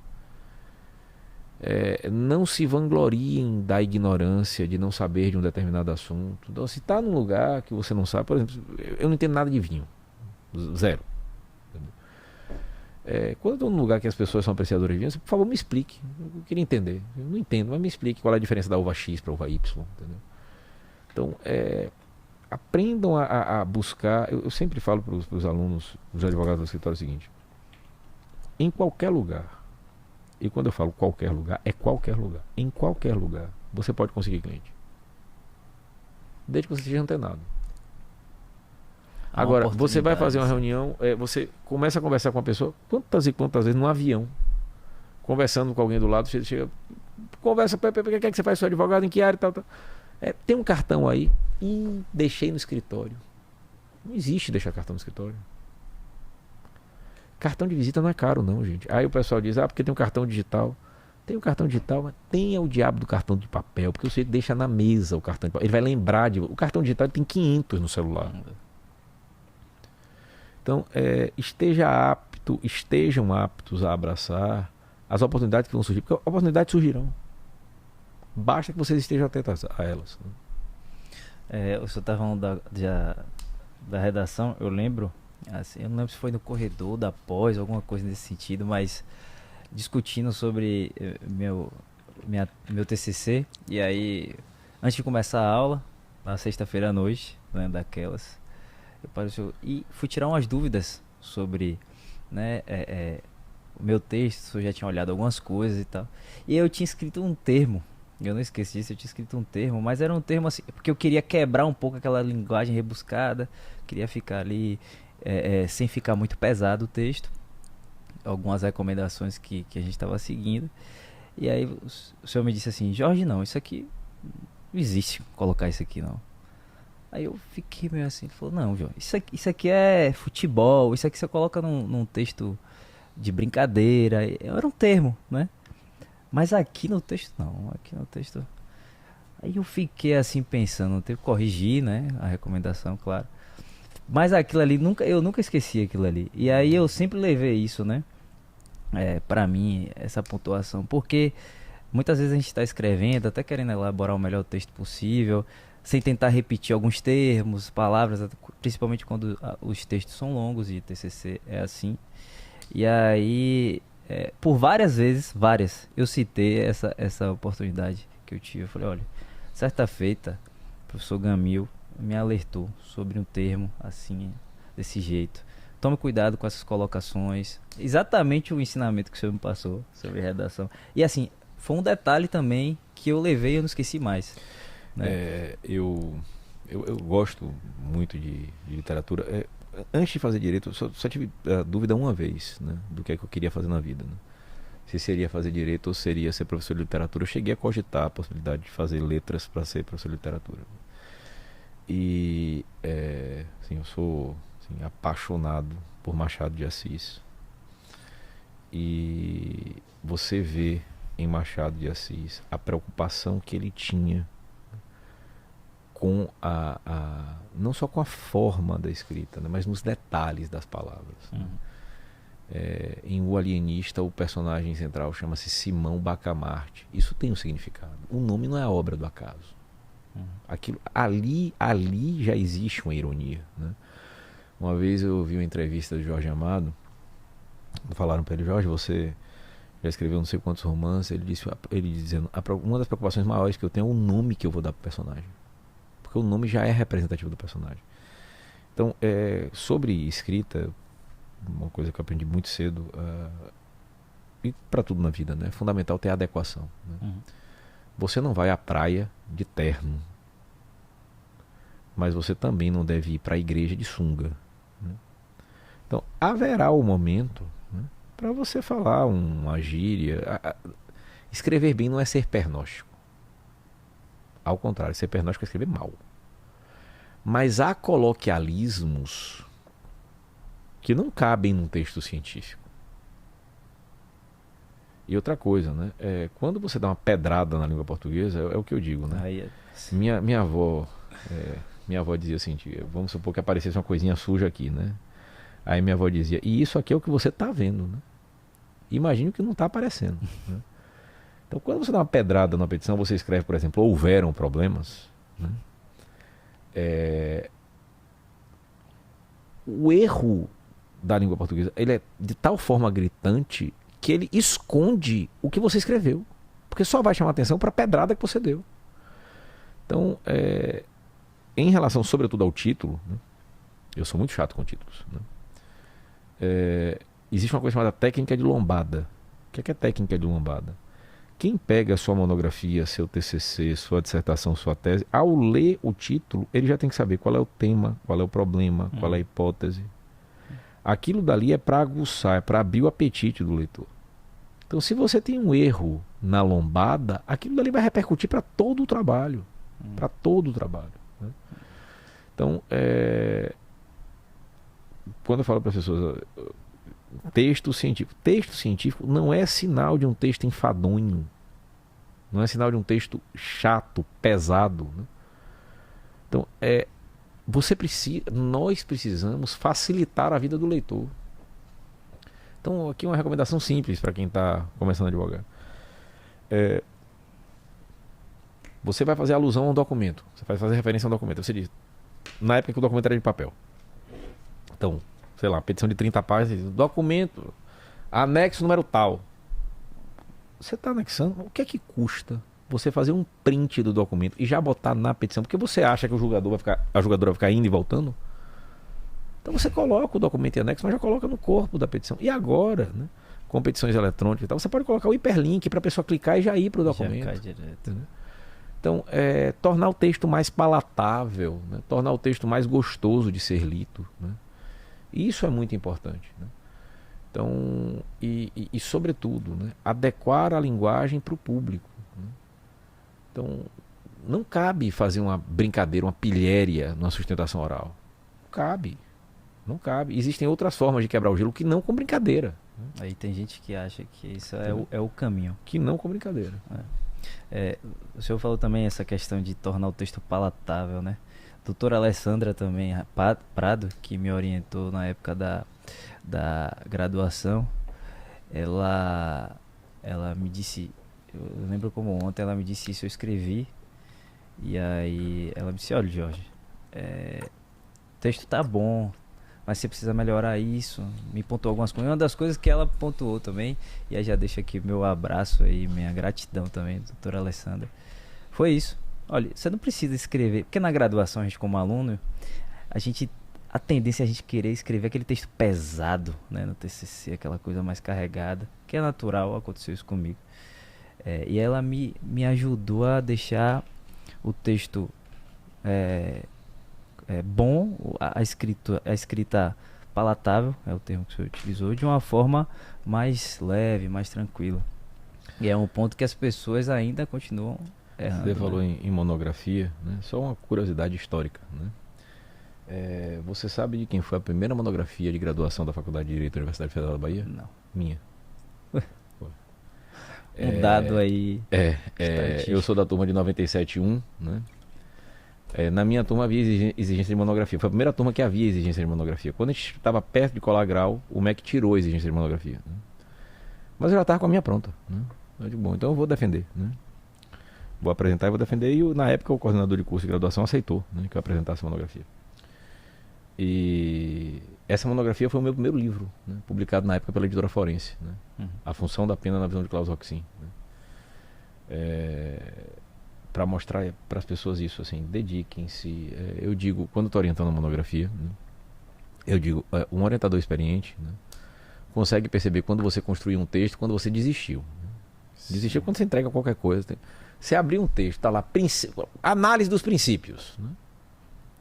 Aquilo ali é para enrolar. É para enrolar. Ali, ou seja, a pessoa não escreveu a monografia, pegou o caderno de pena 1, digitou a aula de princípios. Né? Até a ordem o cara coloca. E vai adaptando, assim, no finalzinho coloca uma linha para poder fazer o link com o tema, entendeu? Então, somente assim, essa curiosidade aí para a gente resgatar. Né? Fantástico. Sobre essa questão, professor, também aí já por outro lado, a questão de acertos. O senhor já pontuou aí, por exemplo, a questão do esforço, indiscutível, dedicação, disciplina, organização, gestão de pessoas, e também a questão de continuar perseguindo, independente se houver uma frustração, porque vai acontecer. Mas o senhor considera algum ponto da sua vida, alguma decisão, alguma atitude que para você também foi algo, digamos assim, fundamental, além desses pontos? Tem alguma coisa que o senhor considera? Eu diria que, além da questão de você fazer pelo outro o que você gostaria de fazer por você, né? Uma outra coisa que é fundamental é a capacidade de você se indignar e a capacidade que você tem de tentar mudar as coisas, né? Eu dei um treinamento lá para os advogados e advogadas do escritório que eu falei que existe uma característica que eu gosto em quem é mimado, né? Que é a capacidade de não ouvir não. Então quem é mimado não sabe ouvir não. Entendeu? Eu às vezes falo pro pessoal, velho, o não a gente já tem. Para de dizer não, vamos tentar construir aqui a alternativa. Qual é a alternativa aqui pro não virar sim? Porque se for para bater carimbo no que todo mundo faz, porque as pessoas não estariam procurando por nós. Então, eu dava uma aula ontem, né, de prática de direito penal econômico, e eu estava falando para os alunos, às vezes, ou em muitas vezes, a jurisprudência reflete os erros do pedido que foi feito. Como o argumento é mal posto, né, a tese termina por ser mal decidida. Né? Então, eu sempre falo para as pessoas assim, nunca percam um brilho no olhar, nunca percam a crença. Né? Todo advogado é passional. Você precisa se apaixonar pelo que você está fazendo. Eu digo sempre, você não convence alguém se você não se convencer do que você está fazendo. E para você se convencer, você tem que não é uma paixão cega Uhum. e refletida, não é disso que eu estou falando. Eu estou falando de acreditar, lutar e buscar até a última gota de suor, né? Até a última transpiração alternativa para aquilo. Então, o dizer não, o acomodar-se, né? Às vezes você vê, porque o entendimento é objeto de súmula. Súmula se cria e súmula se cancela. Quem muda a jurisprudência de tribunal são as partes. Quem faz o tribunal mudar uma orientação é a parte. Se existe a súmula e você está dizendo amém, amém, amém, não vai mudar nunca. Quantas e quantas súmulas não foram criadas e canceladas na sequência, né? Então eu diria que é importante que as pessoas tenham um compromisso com o resultado, né? Ser diligente, ser organizadas, fazer relatórios, mandar relatórios, né? Não somente trabalhar, mas mostrar que está trabalhando, entendeu? Então os constituintes receberem relatórios das coisas que você está fazendo, isso é fundamental, absolutamente fundamental. Excelente. Tem uma outra pergunta que eu queria fazer pro senhor, assim, provavelmente alguém já perguntou, enfim, não sei, mas tem um outro lado da moeda também, de ser Dr. Gamil Feipel, que é esse momento de se tornar referência, e as outras partes, digamos assim, o senhor tem que lidar com o juiz, com o promotor. Isso também, por outro lado, às vezes é difícil ou é ruim por um momento. Exemplo, alguns juízes, alguns promotores, autoridade policial, pelo senhor ser essa referência, te tratar ou querer prejudicar o seu trabalho por o senhor ser quem você é hoje? Sim, sem falsa modéstia, eu ainda não me considero uma referência, tá? Referência para mim é Edivaldo Brito, é Paulo de Barros, Luiz Flávio Gomes, César Bittencourt, Auri Lopes. Esse pessoal para mim é referência, né? Eu sou um operário como tantos outros, né? Talvez com um pouco mais de estrada do que muita gente, entendeu? Renato Jorge Melo Silveira é referência, esse pessoal é referência, entendeu? Eu honestamente não sinto, né, eu não sinto nenhum tratamento mais brando, né, nenhum tratamento melhor, né, e também não sinto nenhum tratamento mais hostil, né, nunca senti, né. As hostilidades e adversidades que eu encontro, né, são muito mais assim, de pessoas que estão acostumadas a desrespeitar garantias e prerrogativas dos advogados, e que também estão acostumadas a desrespeitar prerrogativas e garantias e não terem nenhum tipo de resposta. Eu não vejo uma prerrogativa ser desrespeitada e fico calado. Ainda que não seja relacionada a mim, não, entendeu? Então, fui candidato uma vez a presidente da OAB, né? Mas o que eu falo, eu sempre manterei. Eu nunca precisei de cargo para defender a classe. Quando eu vejo que em qualquer lugar um advogado tem uma prerrogativa desrespeitada, a primeira a brigar lá sou eu, entendeu? E isso gera por parte de alguns, né, uma reação, né? Porque o sujeito não está acostumado, né? Então você chega na superintendência da Polícia Federal e alguém resolveu lá baixar um provimento que para ter acesso a autos de inquérito você tem que peticionar com 72 horas de antecedência. Isso não tem amparo legal. Mas a grande maioria das pessoas se conforma com isso, né? Então o que, assim, às vezes os acirramentos que houve, né, foram muito por conta de pessoas que estão acostumadas a destratar a advocacia e a destratar advogados, e em mim, né, não encontrarão um mudo para isso, né? Sempre que eu vir e que eu sentir uma prerrogativa sendo desrespeitada, pode ser num processo que eu nem atue, né? Agora, quando eu estou atuando, aí é que eu não permito que os desrespeitos aconteçam mesmo, né? Existe uma diferença grande, né, entre ser enérgico e ser desrespeitoso, que o pessoal que está advogando também, que está começando a advogar, precisa saber isso, né? Você não pode simplesmente ver uma prerrogativa ser desrespeitada e ficar calado, quieto. Mas também não é para xingar ninguém, né? Não é para desrespeitar ninguém. Há formas e formas de você lutar para que sua prerrogativa seja respeitada. Então, respondendo a sua pergunta, assim, eu nunca senti, com honestidade, nenhum tipo de tratamento menos custoso e nenhum tipo de tratamento mais custoso, né, em razão de eu estar atuando num determinado procedimento, né. Vejo, né, e isso vai ser uma coisa que vai marcar o resto da minha vida, né, assim, para mim, garantias são inegociáveis. Garantias não são privilégios, né? Eu não falo de garantia de 3 em 3 anos, eu falo de garantia todos os dias da minha vida, né? Eu vivo da minha advocacia, a advocacia ajudou a transformar a realidade da minha família, ajudou a transformar a minha realidade, né? E eu não posso ver, né? Eu conversava um outro dia com o Técio Lins e Silva e o Técio me falou uma coisa que me deixou muito assustado, né? O Técio dizia o seguinte: Gamil, nós éramos mais respeitados na época da ditadura. Aquilo me assustou. Aquilo me assustou profundamente, né? Porque um advogado que viveu, né, como poucos, né, as defesas em processos criminais na época da ditadura, dizer que nós advogados éramos mais respeitados na época da ditadura, né, não é algo fácil de você ouvir, né? Verdade. Principalmente a gente sabendo como foi aquela época, né? Sobre o futuro, professor, da advocacia, né? O que é que o senhor enxerga após pandemia? Principalmente a gente teve que se adaptar, né? Bastante. O que é que você enxerga do futuro da advocacia principalmente aí para os jovens advogados, enfim, que querem perseguir esse caminho? O que é que o senhor enxerga que vem daqui para frente? A gente precisa ter capacidade de se adaptar, né? Capacidade de se adaptar não é capacidade também de deixar de se indignar com as coisas, né? Mas a gente precisa se adaptar, né? Então, eu imagino, por exemplo, né, que em tribunais superiores as sustentações online serão realidade, né?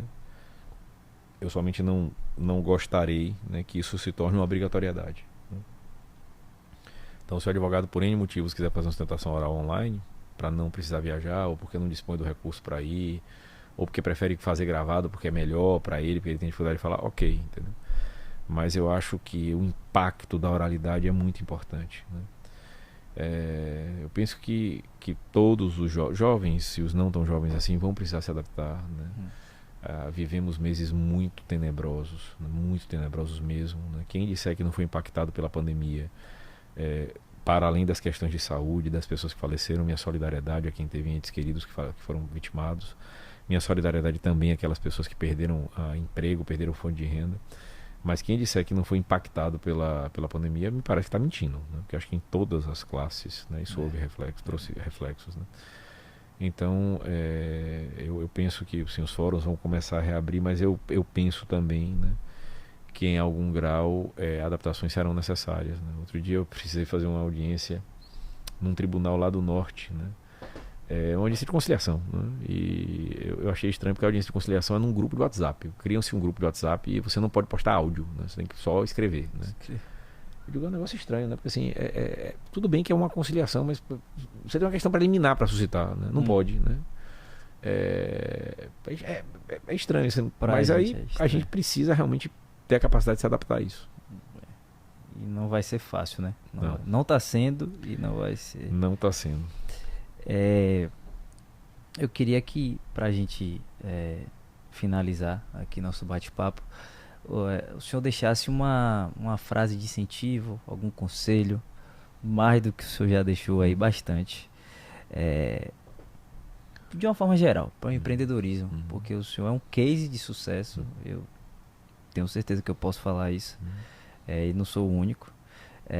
Queria que o senhor deixasse uma frase, um conselho de incentivo, algo que o senhor considera que é importante e essencial. Eu diria que há várias frases, né, que me são muito caras, né? Muito caras, né? A do Michael Jordan, né? Eu perdi todos os arremessos que eu não fiz, né?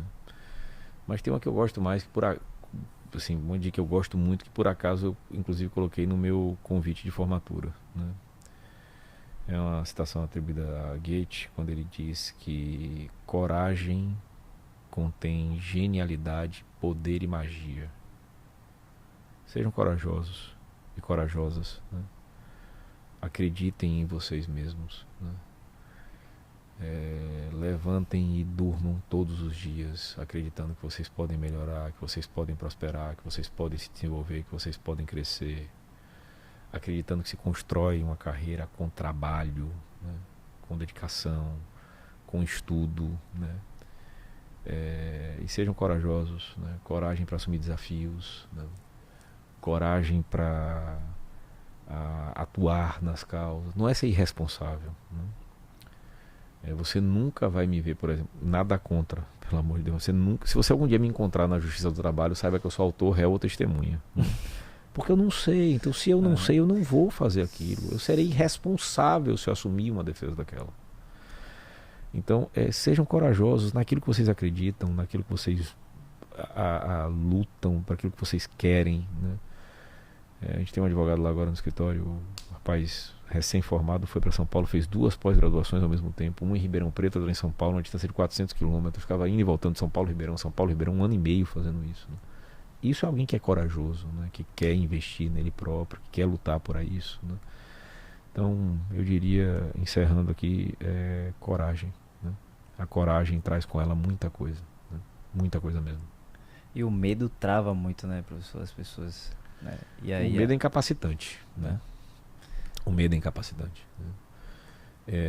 Eu vejo profissionais que poderiam ter uma carreira absolutamente brilhantes, travados porque não gostam de se expor. E vejo outros tantos que não têm nem 1/5 da formação daqueles outros, né? Mas que conseguem se desenvolver mais porque são mais atirados. Ser corajoso não é ser irresponsável, são coisas diferentes. Mas é necessário uma pitada de coragem, uma pitada de se arriscar, né? De querer ir avante. Tá bem? Excelente, professor. Muito obrigado aqui em nome de toda a equipe aqui do CapitaCast. Obrigado a vocês. Tenho certeza que a galera aí vai adorar aí o nosso podcast. E o senhor será sempre convidado aqui. A casa é sua, o microfone é seu sempre que o senhor quiser. Muito obrigado. Tá certo? Muito obrigado aí por aceitar o nosso convite. Um grande abraço. Forte abraço. Um abração. Valeu, galera. Um abraço para vocês aí. Acompanhem a gente nas redes sociais e não deixem de curtir e comentar aqui o nosso podcast. Sigam o nosso professor aqui, Gamil Feipel, nas redes sociais, tá certo? Se o senhor quiser deixar o seu Instagram aí, professor. É @Gamil, Gamil, Foppel, Foppel, Gamil Foppel. Que é um dilema, né, professor, esse nome? Na verdade pronuncia Feipel, né, mas é mais fácil para as pessoas, assim, como o nome já é complicado, você ficar falando Feipel, é capaz de procurar Feipel com E, não vai achar, então vamos falar como escreve, viu? Perfeito. Obrigado. Valeu, galera, forte abraço. Abração. Tudo de bom.